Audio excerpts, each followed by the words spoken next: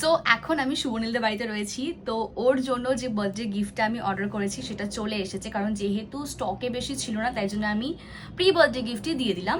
তো এখন নিচে ওটা চলে এসেছে, দাদা আমাকে কল করলো, আমাকে এখন নিচে যেতে হবে, নিচে গিয়ে আমি নিয়ে তারপরে তোমাদেরকে বাদবাকি পুরোটা দেখাচ্ছি, তারপরে তোমরা জানিও কেমন হয়েছে না হয়েছে। Let's go, I am excited.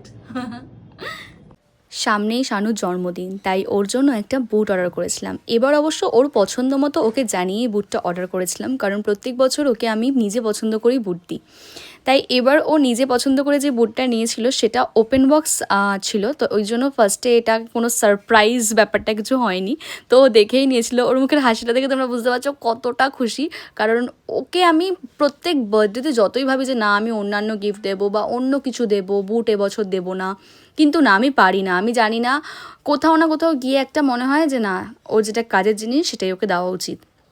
যাই হোক, তোমরা ওকে জানিও, মানে তোমরা আমাকে জানিও যে বুটটা তোমাদের কেমন লাগলো। আমার তো ভীষণ পছন্দ হয়েছে, বিশেষ করে এটার ব্যাক সাইডটা এত সুন্দর, এত ক্লাসি লাগছিল। তোমাদের কেমন লাগলো অবশ্যই কমেন্ট সেকশনে জানিও। Yeah, thank you for watching, bye, happy happy happy. কেমন লাগছে তোর? কিছু বললি না আমাকে, বল। আমি জানি তুই বলতে পারিস না। ও তুই এক্সপ্লেন করতে পারছিস না? ওয়াও, জল নিয়ে যা, জল নিয়ে আগে বল। আমি ভালো হয়েছে, খুব ভালো হয়েছে। তুই তো লাজুক কেন ভাই? কি হয় একটু বললে?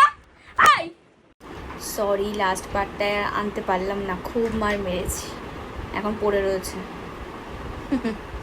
আমার গিফটের রিভিউ দেবে না? তা কখনো হয় নাকি? মেরেছি।